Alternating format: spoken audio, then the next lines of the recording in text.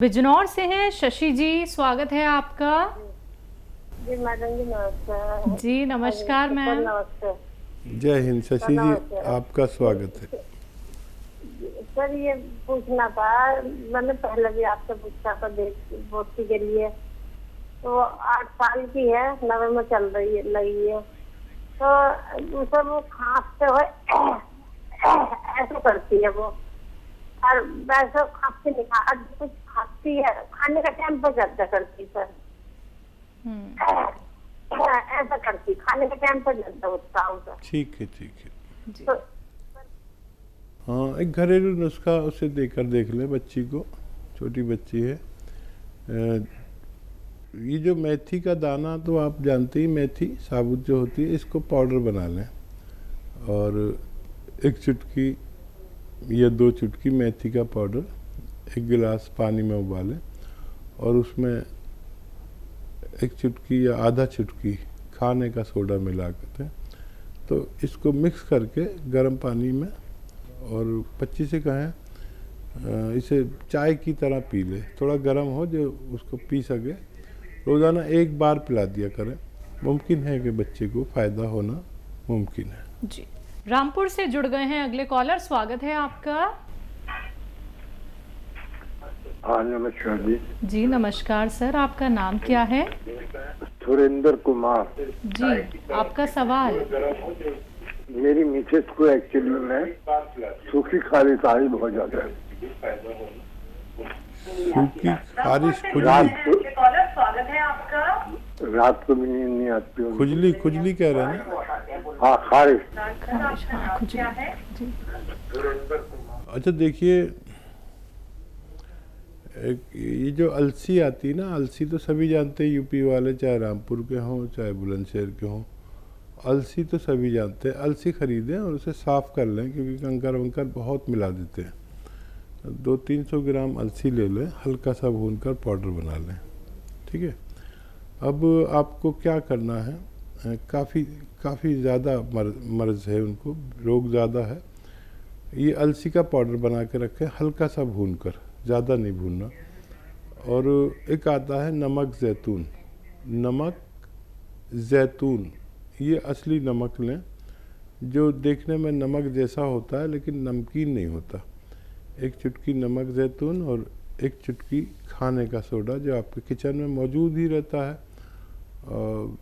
ये 2 गिलास पानी में मिला के मिक्स कर लें और आधा चम्मच या 1 चम्मच अलसी खाएं, और ये पानी जो नमक ज़ैतून और ये खाने का सोडे का पानी है, ये 2 गिलास पिला दें।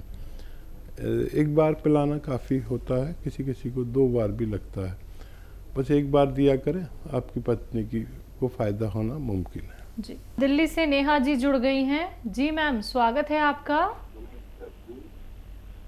दीदी हकीम जी, मेरे दांतों में जरा मसूड़ों में खून वगैरह आता है काफी दिन से। अच्छा ठीक है, कितनी उम्र है आपकी? वही 25 उम्र है जी। हाँ अच्छा, देखिए ज़्यादातर जिनको इस तरह का रोग होता है उनमें पायरिया कहलाता है और उनमें खून की कमी होती है। तो एक तो मल्टीविटामिन्स रोज़ाना 1 ले लिया करें, एलोपैथी ही ले लिया करें, काफ़ी अच्छा होता है। और एक ये है कि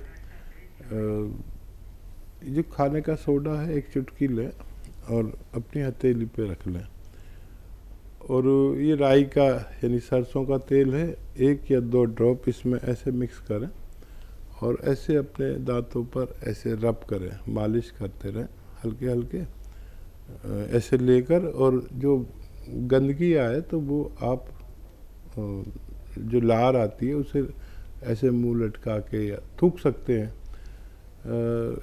ये रोज़ाना 1 बार रात को सोते समय किया करें, और याद रखें कि कुल्ला नहीं करना। आप थूक कितना भी दें लार को, लेकिन कुल्ला किए बगैर आप सो जाएं।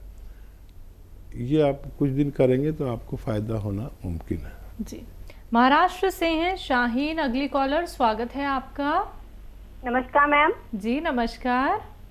मैम हकीम साहब से बात करनी है। जी शाहीन, मैं हाजिर हूँ, बताइए क्या सवाल है। अस्सलाम वालेकुम। अस्सलाम वालेकुम हकीम साहब। वालेकुम सलाम। हकीम साहब, दरअसल मेरे 4 सवाल थे अपने अब्बू के लिए, हम्म। और मैं सवाल पूछने से पहले आपसे बताना चाहती हूँ कि मैं आपकी 2 दवाएं अपने अब्बू को दे रही हूँ। एक जो है तो नमक जैतून, और दूसरा है तो गौनसिया। जी, पहला सवाल मेरा ये है हकीम साहब कि जैसे मेरे अब्बू के किडनी में पथरी थी, तो आपने मुझे बताया था कि नमक जैतून और गुड़हल के पत्ते उन्हें निहार मुंह देना है, और उसके साथ 2 चुटकी नमक जैतून 1 गिलास पानी में, और उसके ऊपर और 2 गिलास पानी देना है। तो मैंने ये 12 से 13 दिन तक की ये खुराक उन्हें दी है। तो मैं आपसे ये जानना चाहती हूँ कि सबके जैसे अब हम कैसे पता करें कि उनकी जो किडनी की पथरी है वो बाहर आ गई है या किडनी में ही है? हमें कोई जांच वगैरह करवानी चाहिए, क्या करवाना चाहिए? इसके लिए मुझे कुछ बताएं हकीम साहब। ये बताइए, तकलीफ गई उनकी है अभी? हेलो तकलीफ उनकी खत्म हो गई या अभी मौजूद है? जी हकीम साहब, उन्हें तकलीफ नहीं थी, दर्द नहीं था उन्हें। अच्छा। और मेरा दूसरा सवाल ये है कि सब के जैसे उन्हें जो है तो यूरिन इन्फेक्शन भी है, और उनके डॉक्टर का कहना है कि उनकी किडनी भी काफी कमजोर है। तो आपने मुझे एक नुस्खा बताया है कि अलसी भून करके 2 चुटकी नमक जैतून पानी में, 1 गिलास पानी में देना है। तो वो मैं उन्हें 1 महीने से दे रही हूँ हकीम साहब। तो मैं आपसे जानना चाहती हूँ कि मुझे ये नुस्खा उन्हें लगातार कितने दिन देना है, और साथ में ये भी कि जैसे उनकी ये परेशानी जो है किडनी, जो उनकी किडनी कमजोर है, और जैसे उन्हें यूरिन की परेशानी है, यूरिन इन्फेक्शन की, तो क्या ये परेशानी उनकी हमेशा के लिए वो रोग मुक्त हो सकते हैं? और ये जो नुस्खा मैं दे रही हूँ तो मुझे लगातार कितने दिन देना है? और ठीक है। हेलो जी जी, मैं सुन रहा हूँ, आप बताइए। हाँ, लगातार मुझे कितने दिन देना है ये नुस्खा हकीम साहब? और ये परेशानी से हमारे अब्बू के हमेशा के लिए रोग मुक्त हो सकते हैं क्या? और जैसे उनके डॉक्टर उन्हें गोली भी देते हैं एक, तो उन्होंने बहुत दवाएं खाई है हकीम साहब, तो अब वो गोली से परहेज कर रहे हैं। तो मैं आपसे जानना चाहती हूँ कि क्या वो गोली से भी मतलब उन्हें आगे लेने की जरूरत नहीं पड़ेगी, या उन्हें हमेशा लेना चाहिए? आप मुझे ये बताएं। और तीसरा सवाल मेरा यह है हकीम साहब के जैसे मेरे अब्बू के जो है तो अभी जो है तो सूजन की परेशानी बहुत बढ़ गई है, उनके पैरों में बहुत सूजन आ रही है, और यूरिन में बदबू बहुत है हकीम साहब उनके। तो इसके लिए मुझे कुछ बताया हकीम साहब कि उनके पैरों में सूजन क्यों आ रही है, और इतनी बदबू यूरिन में हमेशा से। मैं नमक जैतून तो उन्हें 4.5 महीने से दे रही हूँ हकीम साहब लगातार। जैसे पहले आपने मुझे बताया था कि पथरी के लिए नमक जैतून नींबू के साथ देना है, तो मैंने पहले उन्हें 3 महीने तक नींबू के साथ और 2 गिलास पानी ऊपर से, वो 3 महीने दिया है हकीम साहब। हेलो, ठीक है। और चौथा सवाल मेरा हकीम साहब के जो है तो उनके पैर में और हाथ में दर्द है और कमर में, तो मैं उन्हें गौनसिया तो दे रही हूँ हकीम साहब, लेकिन जैसे अब उनकी गौनसिया की खुराक 10 से 15 दिन की रह गई है, लेकिन जो हाथ जो है उनका ऊपर नहीं उठ पाता है हकीम साहब, और कमर में भी थोड़ा दर्द है। तो मैं आपसे जानना चाहती हूँ हकीम साहब कि क्या अब मुझे गौनसिया अब भी और उन्हें देना चाहिए, या और ये जो समस्या है उनकी दर्द की, तो ये इस वजह से हकीम साहब कि उन्हें ब्रेन का अटैक आया था। तो अच्छा, कुछ फायदा है दर्द में उनको? हेलो, हाँ शाहीन, कुछ फायदा है दर्द में? फायदा लगता है? हाँ, दर्द में उनके इतना फायदा है हकीम साहब कि पहले से जो दर्द है वो कम है अभी, लेकिन पूरी तरीके से कम नहीं हुआ है। और ठीक है, आप जैसी बेटी मिल गई तो पूरा फ़ायदा होना मुमकिन है। इतनी तवज्जो से आप दवा दे रहे हैं। अच्छा बच्चे, देखो किडनी में पथरी है कि नहीं है, इसके 2 तरीके हैं। एक तो ये तकलीफ़ चली जानी चाहिए, उनको तकलीफ़ पहले थी ही नहीं, तो फिर उसके लिए आपको सोनोग्राफी करानी पड़ सकती है, और कोई बुरी बात नहीं है अगर आप अपनी तसल्ली के लिए सोनोग्राफी करा लें। वैसे उस नुस्खे से आपको फ़ायदा हो जाता है। अच्छा, अगर आप नमक जैतून दे रहे हैं तो 3 रोगों के लिए 3 तरीके से देने की ज़रूरत नहीं है। और नमक जैतून 2 चुटकी एक दिन में बस पहुंचना चाहिए, नुस्खा कोई भी हो। उसके अलावा अगर अलसी है साथ में तो अलसी साथ में खिला दें ना, लेकिन अलसी के साथ अलग और इसके साथ अलग नहीं दे सकते। दूसरा ये कि अगर आपने नींबू पानी, वो जैतून के नमक के पानी में नींबू नहीं मिलाया तो ये गलत किया। उसमें नींबू मिलाकर देना चाहिए ताकि पथरी, गूलड़ के पत्ते वाले नुस्खे में तो ज़्यादा काम करता है। मेरी दुआ है कि उनकी पथरी निकल गई होनी चाहिए, क्योंकि ये दुनिया के अच्छे नुस्खों में माना जाता है। और फिर आप जैसी बेटी दुआ करेगी और हम भी दुआ करेंगे तो उनको फ़ायदा होना चाहिए। और देखिए ये सब चीज़ें जांच से ही पता चलेंगी, लेकिन अगर पैरों पर सूजन अभी भी है या दिखती है या लगती है, ये दो चीज़ें अलग होती हैं।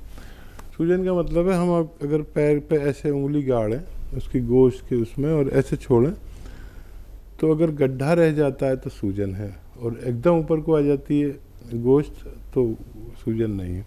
पर पैरों पर सूजन अच्छा नहीं है, दर्द के साथ साथ चली जानी चाहिए। अलसी का नुस्खा लंबे अरसे तक भी ले सकते हैं, लेकिन बगैर जांच के हम कोई कह नहीं सकते कि इतने वसूख से, इतने जिम्मेदारी से कि उनका वो निकल चुका है। जांच में तो वो आपको लिख कर ही दे देता है कि उनको फ़ायदा होता है। और ये अच्छे नुस्खे मैं बताता हूँ, दावा कुछ नहीं करता, इससे लोगों को फ़ायदा होते हुए देखा गया है। दुआ भी करूँगा, आप भी दुआ करें, नुस्खा देते रहें और मजबूत हो जानी चाहिए उनकी किडनी। जी हकीम साहब, इन्होंने कहा है कि यूरिन में स्मेल आती है। हाँ देखिए, कुछ पेशाब इनका रुक कर आता है और सड़ कर आता है, इन्फेक्शन है, इन्फेक्शन चला जाना चाहिए था अभी तक, क्या वजह है, क्यों नहीं जाता है। और किडनी की गंदगी टेस्ट होती है, किडनी का फंक्शन टेस्ट होता है, किडनी की तंदुरुस्ती टेस्ट होती है, वो सब जांच करा कर ही पता चलता है।